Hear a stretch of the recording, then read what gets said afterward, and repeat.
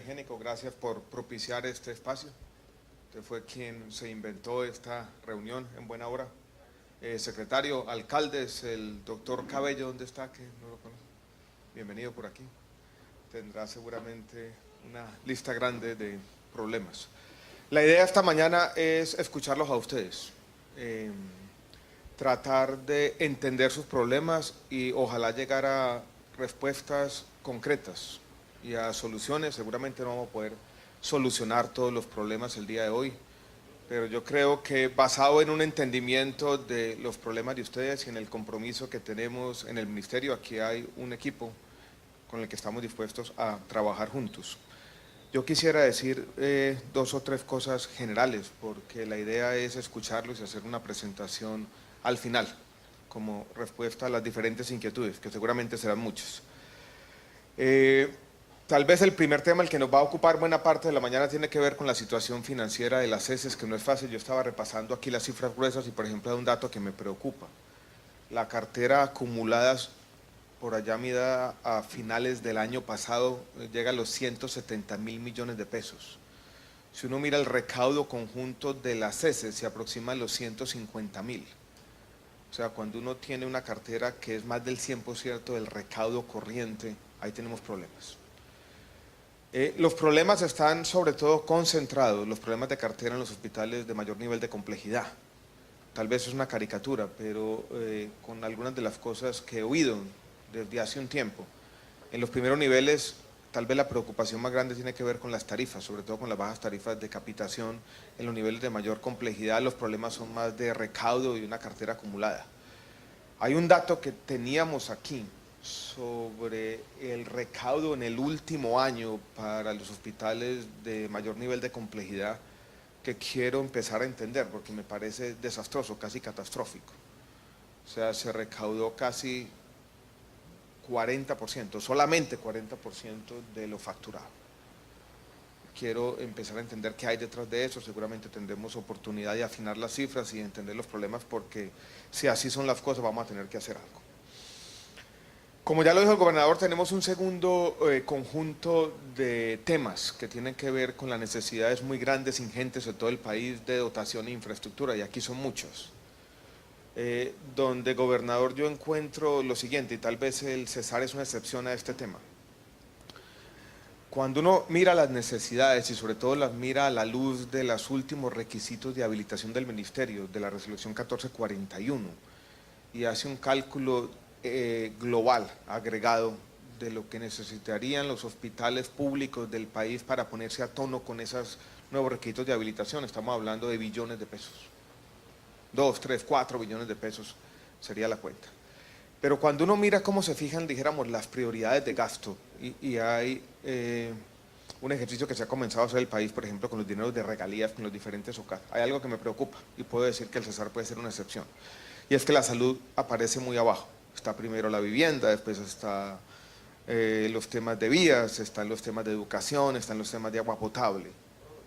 Y con esas grandes necesidades, cuando en las regiones se fijan las prioridades de gasto, todavía la salud sigue estando bastante subordinada. Y se sigue pensando que entonces es el gobierno nacional, con unos presupuestos que son exiguos y que yo voy a tener que tratar de aumentar, va a suplir todas esas necesidades. Entonces allí tenemos que, de alguna manera, conciliar esas grandes necesidades con las prioridades regionales. Queremos hacer un esfuerzo mayor del gobierno nacional, pero va a ser insuficiente. Podemos desde ya, gobernador, yo creo que hacer un anuncio que es bueno para el departamento, y es el compromiso del ministerio de participar o confinanciar el proyecto de ambulancias. 1.800 millones de pesos, y yo creo que podemos anunciarlo de una vez por todas desde ya. Las 24 ambulancias para el departamento. Yo creo que eso es una buena noticia. Tenemos que seguir estudiando lo de la dotación. Usted sabe que tenemos un compromiso del Hospital Regional de Aguachica. Perfecto, aquí estaremos en enero entregando las ambulancias. Usted maneja una y yo otra.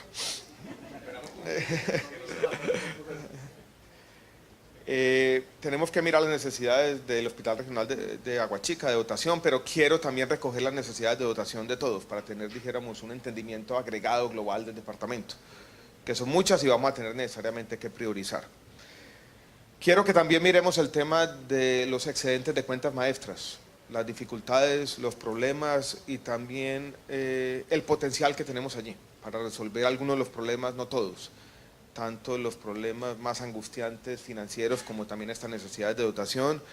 Y quiero que hablemos un poco también de las inquietudes que se han generado, algunas de verdad, otras yo creo que son más exceso y suspicacia con los programas de saneamiento fiscal y financiero que comienzan a ser promovidos por el Ministerio. Ahí tenemos algún tipo de preocupaciones, algunas fundadas, otras infundadas, pero yo creo que parte del diálogo esta tarde también tiene que mirar un poco los programas de saneamiento fiscal y financiero, qué es lo que estamos pensando y cómo este puede ser un instrumento para garantizar esa sostenibilidad hacia adelante, porque uno planea las inversiones, hace la dotación, mejora la infraestructura, hace que le paguen las deudas, pero muchos hospitales todavía, incluso si logramos hacer todo lo que tenemos que hacer, tienen problemas de déficit estructurales que hay que resolver y para eso están los planes de saneamiento fiscal y financiero. Queremos entender también un poco los temas de salud pública. El dengue, entre otras cosas, ha sido, dijéramos, un motivo de preocupación en el departamento. Y yo creo que tenemos que hablar de salud un poquito. Una de las tragedias de este sector es que nos ponemos a hablar de glosas, que es saneamiento fiscal y financiero y la plata que no alcanza, y mirar los indicadores de salud pública. Yo creo que eso tiene que hacer parte de la conversación en un escenario como este y quiero también escuchar las preocupaciones de ustedes al respecto. Quiero simplemente ya para terminar reiterar nuestra voluntad inquebrantable, si se quiere, de escucharlos, de ser socios en la solución de los problemas. Ustedes saben que no todos los problemas pueden resolverse inmediatamente, pero con un compromiso y una sociedad productiva entre el gobierno nacional y las regiones y un diálogo sincero, franco, entre todos, podemos avanzar buenamente para la solución de muchos de los problemas. Gracias por estar aquí, gracias por la atención y estoy seguro que vamos a tener una jornada muy productiva de trabajo. Muchas gracias. Pues tenemos, dijéramos, una política nacional basada en lo que se puede hacer desde arriba, cierta en la campaña de pedagogía. Les anticipo que vamos a lanzar en el próximo mes algo que va a causar polémica en el país, pero yo creo que es importante, un seriado, una telenovela que va a presentar de manera cruda esta problemática del embarazo adolescente en el país, recogiendo experiencias exitosas en India, Sudáfrica y Brasil, con este tipo de intervenciones, que le muestra a los jóvenes un poco las consecuencias sobre su vida futura en el tema de embarazo adolescente. Tenemos alguna experiencia, yo tengo un interés personal en el tema. Cuando era investigador tuve la oportunidad de trabajarlo, entenderlo, dijéramos, como patología social. Y podemos, secretario y gobernador, acompañarlos en este tema porque sin duda es una problemática compleja y como bien se dice, es un problema de salud pública. Explicar lo que estamos haciendo, mostrarles cómo somos socios en la solución de unos problemas muy complejos y tratar de ser sistemático en las respuestas, yendo casi punto por punto de los que se han tratado. Quisiera comenzar por uno muy difícil, yo he llamado incluso la próxima crisis de la salud, tiene que ver con estos temas de formalización laboral y las exigencias de la Procuraduría. Y con lo que escuché esta tarde aquí quedo más preocupado. Ustedes saben que este no es un problema exclusivo del Ministerio de Salud y Protección Social, este es un tema que ha venido surgiendo. Hay una sentencia de la Corte perentoria, hay unos compromisos que firmó el país internacionales, algunos en el contexto del TLC con los Estados Unidos, y hay unas actuaciones recientes de la Procuraduría General de la Nación que los tienen a ustedes y a nosotros con los pelos de punta, no es un tema fácil. Y las cuentas que ustedes hacen, que casi son un llamado de auxilio, es si nosotros tenemos que incorporar a nuestra planta, creo que decía el gerente de Aguachica, usted tiene 30 en planta y tiene que incorporar 200 algo. O sea, apague y vámonos. ¿Qué estamos haciendo? Y qué he tratado de hacer yo a veces con un éxito relativo, a veces sin ninguno. Primero, decir, vamos a tratar de utilizar el contexto de la reforma a la salud para solucionar este problema. Entonces, en la reforma incluimos un capítulo que incorpora un trabajo que hicimos con el Ministerio de Trabajo y la Función Pública para generar unas condiciones sensatas y razonables para la incorporación de personal, con esta creación de una categoría nueva de trabajador que se llama servidor de la salud, que garantiza cierta flexibilidad y vuelvo y repito, unas condiciones razonables para poder hacer eso. Como tenemos eso en la reforma, yo le he dicho al Ministerio de Trabajo y también a la Procuraduría, No tenemos todavía una solución de Estado consolidada, la reforma se está discutiendo. Mientras tanto, permitamos una especie de amnistía. No vamos a multar a los hospitales, no los vamos a poner contra la pared. No ha sido fácil. Firmé el miércoles de esta semana una circular que ustedes deben estar recibiendo con el ministro de Trabajo y la Función Pública, que les dice, mientras tanto, ¿por qué no van creando unas plazas temporales para ir solucionando ese problema? No es ideal, pero yo creo que si hacemos eso, por lo menos parcialmente podemos tener un compromiso de la Procuraduría que las cosas, por lo menos que nos permita cierto respiro mientras pasa la reforma. Las cuentas que hacemos en la reforma son los siguientes. Creo que estaban hoy incluso en el diario El Tiempo con una declaración que di ayer. Si la reforma pasa como está, eso costaría a la red pública en su conjunto, a los 1000 hospitales públicos del país, algo así como 600.000 millones de pesos. ¿De dónde saldría esa plata? Una parte saldría de un redireccionamiento de los recursos de oferta. Otra tendría que salir de las entidades territoriales, y yo se los digo de manera sincera, otra tendría que salir de otro lado del presupuesto de la nación. Y aprovecho este momento para hacer una reflexión más general que iba a hacer en la tarde cuando expliquemos la reforma que me preocupa como sector. Las últimas cuentas sobre el gasto total en salud del país muestran que está por el lado de los 40 billones de pesos, eso está entre 6,5 y 7% del PIB. Si ustedes miran eso, eso no es mucho.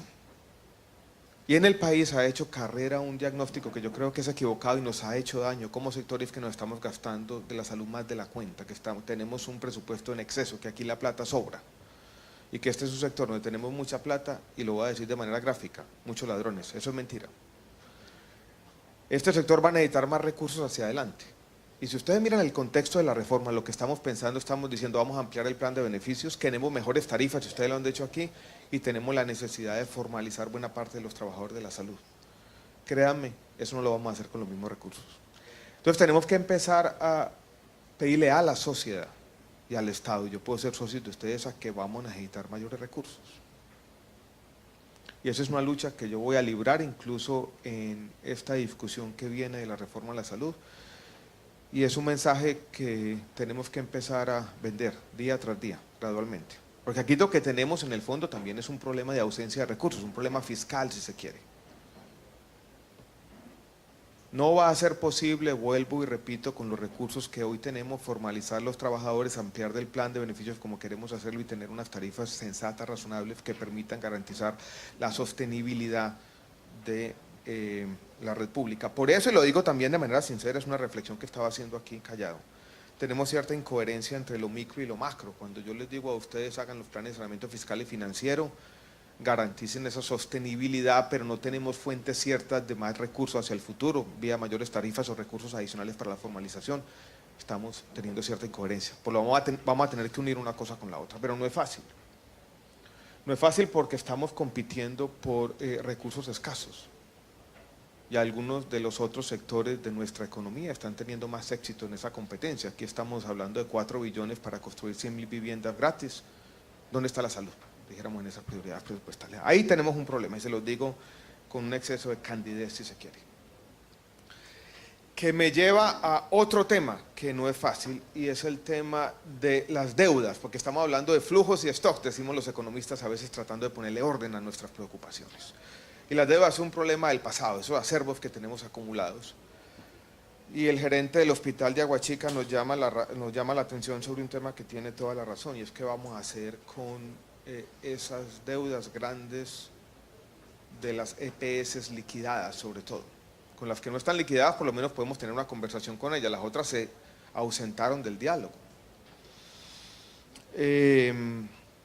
La reforma, nuevamente, trata de crear los instrumentos para hacer eso, y propone en sus disposiciones finales la creación de un fondo de garantías para la salud. Nosotros le tenemos un nombre, lo llamamos FOGASAL, haciendo una analogía con el Fondo de Garantías para las Instituciones Financieras, que nos lleva inmediatamente a otro tema de política pública de orden nacional, y es que nosotros podemos crear el fondo, pero lo tenemos que llenar, si no se nos queda simplemente en una intención, en letra muerta, en un fondo que está en la ley, pero no está en la práctica, no está en la realidad. Y esa es una conversación que tenemos pendiente con el Ministerio de Salud, Ministerio de Hacienda, perdón, tenemos algunos recursos para alimentar ese fondo, pero son insuficientes.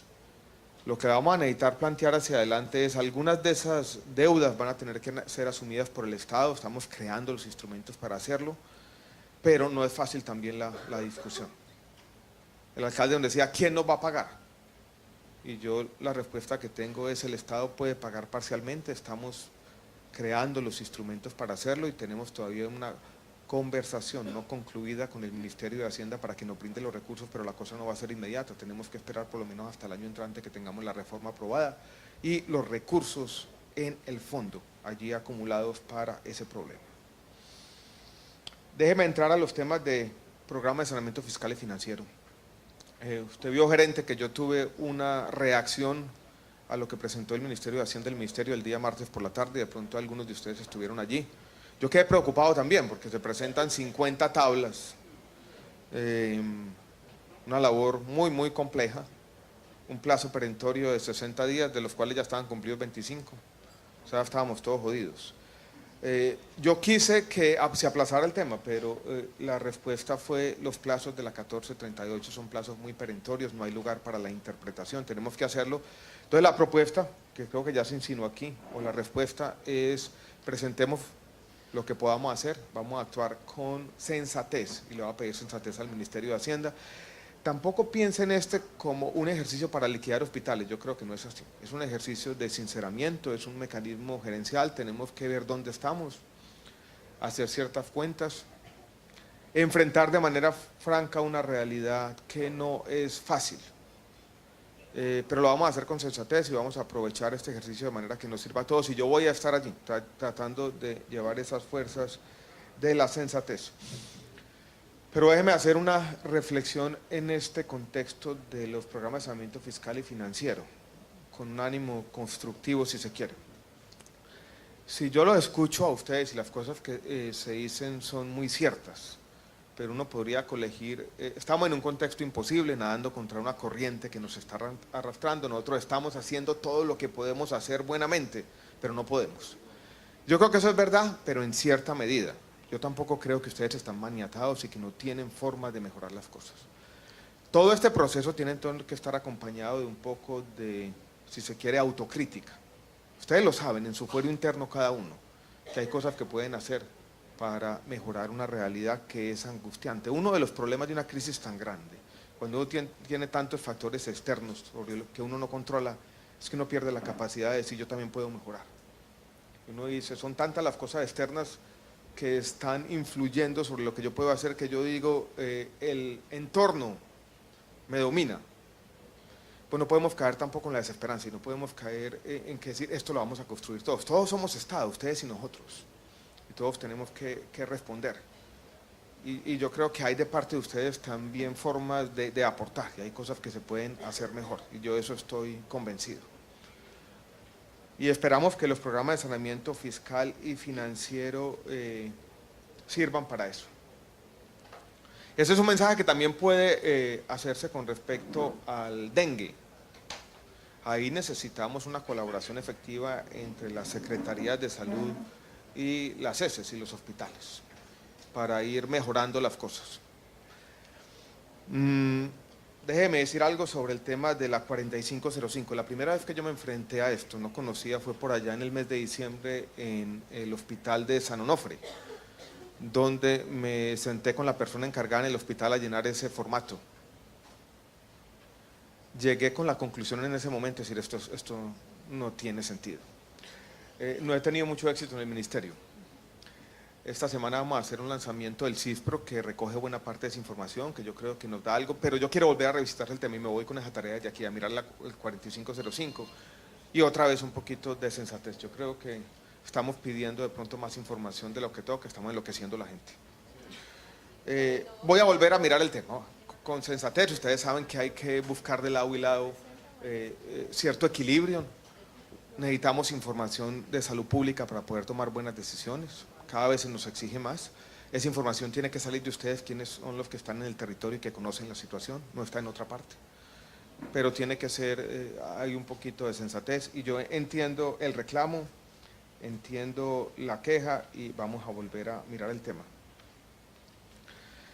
Me deja muy preocupado el tema de contratación. Yo me enteré muy recién entrado en el ministerio, estuvimos por allá, no sé si algunos de ustedes estaban, de pronto sí, en Maicao, eso fue en octubre.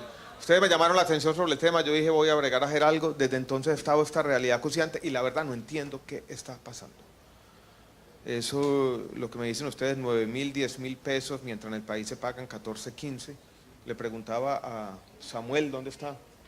¿Cómo explicamos eso? Y la verdad que no lo entiendo. Aquí está de la CPS, lo que la vamos a tener que invitar. Caja Copia, en Disalud, está Salud Vida.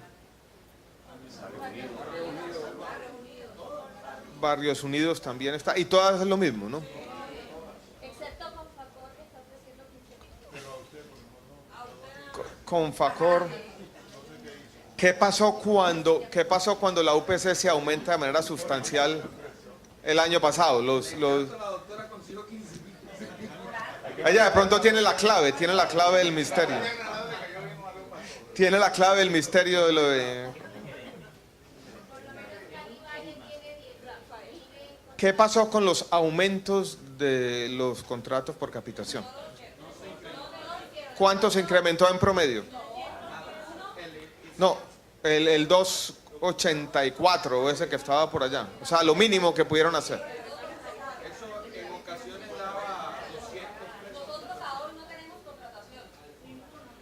Eso ha pasado en buena parte del país, incluso fue un resultado no esperado, indeseado del aumento grande de la UPC del año pasado. Ustedes saben que es cercano al 17%. Eso con razón creó unas expectativas en muchos de los gerentes de las CESES, y es que con este aumento sustancial vamos a tener una mejoría sistemática o sustancial, lo que sea, en las condiciones de comparación, y no se dio. Entonces no se han firmado los contratos y tenemos ausencia de red en buena parte del país.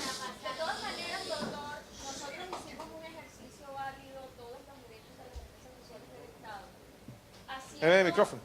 Haciendo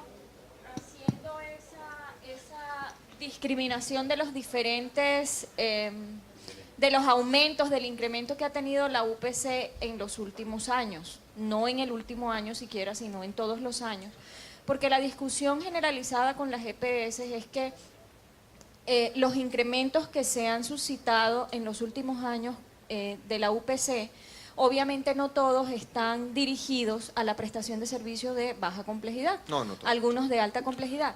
Hicimos el ejercicio, entendemos que así es, que el aumento, el incremento no siempre debe afectar la tarifa de primer nivel, pero hicimos la discriminación, se excluyeron aquellos porcentajes de incremento que no hacían parte de la baja complejidad. Pero aún así, los porcentajes que nosotros estamos solicitando mínimamente para poder subsistir como empresa social del Estado de baja complejidad, ellos no los permiten. Estamos haciendo una contratación, si la hacemos por porcentaje de capitación, sobre un 76.1% de la UPC, descontando administración, descontando los porcentajes de incremento que no hacen parte de la baja complejidad, y aún así las EPS no aceptan la propuesta que nosotros les hemos hecho de contratación. Bueno, complejo el tema. Quiero además... yo creo que nosotros podemos acompañarlos en algunas de esas negociaciones. Lo que yo he hecho con otros departamentos es sentarlos juntos. Y de pronto, Samuel, podemos hacer una reunión donde estén ustedes, invitar a las principales EPS del departamento, citarlos en Bogotá, allá se intimidan un poco. Y por lo menos usted nos acompaña y tratamos de explorar esta discusión.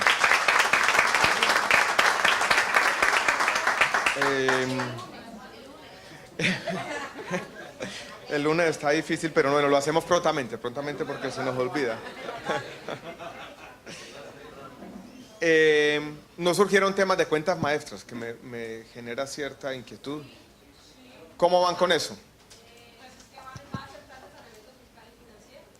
Ok.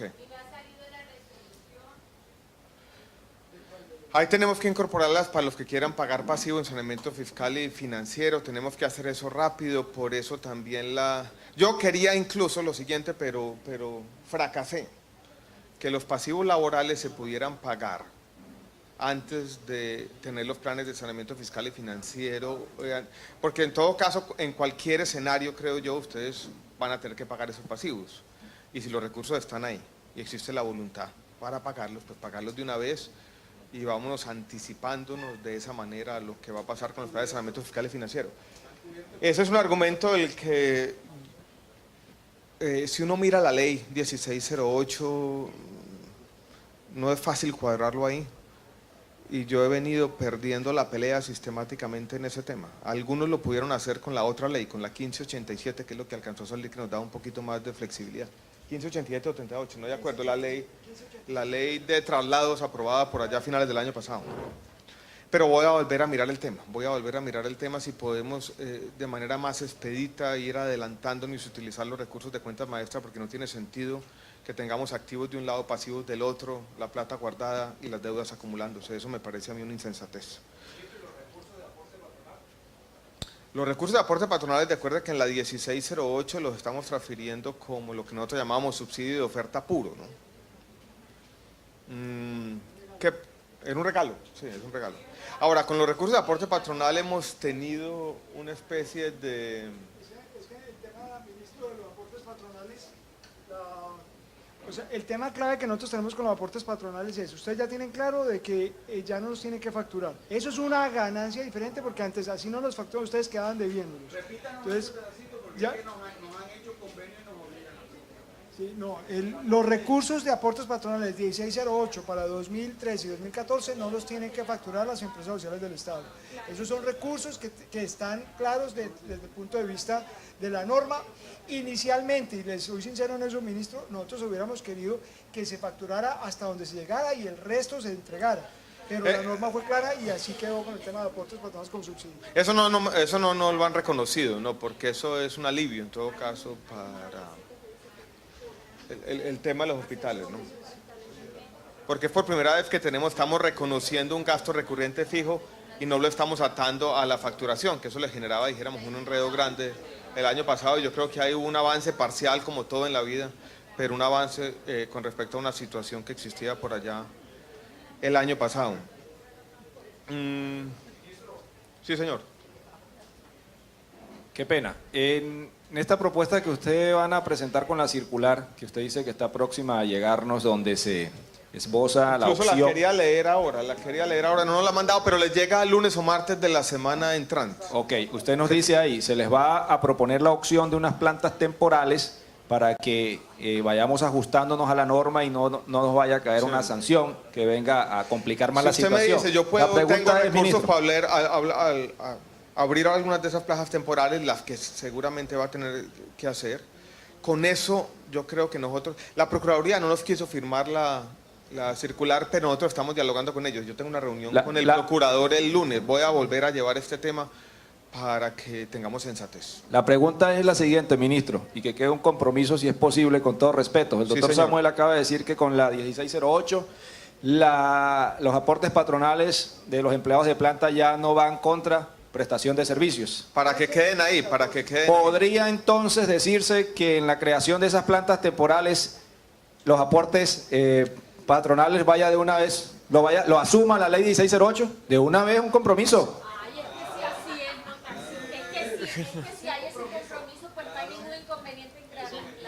No, lo que pasa es que si ustedes se acuerdan de la 1608, yo no tengo el artículo en mente, pero yo creo que sí tenía unas salvedades para los nuevos cargos. Tenemos que mirarlo. Ojalá pudiera ser tan fácil, gerente, pero tenemos que... Porque es que si no era una invitación también, en su momento nos daba miedo ampliar las plantas impunemente, entonces dejo tan bueno no van tanto, gerente. Pero en cartera... En la cartera, con la reunión que tenemos con la CPS, vamos a ver el tema de la cartera también. Y vamos a volver a hacer las cuentas. Secretario, usted mostraba este dato de los 158.000 millones y decía, si tuviéramos esa plata, no tendríamos problemas. Pero usted sabe muy bien que detrás de ese dato de 158.000 millones hay algunas cuentas alegres, ¿no?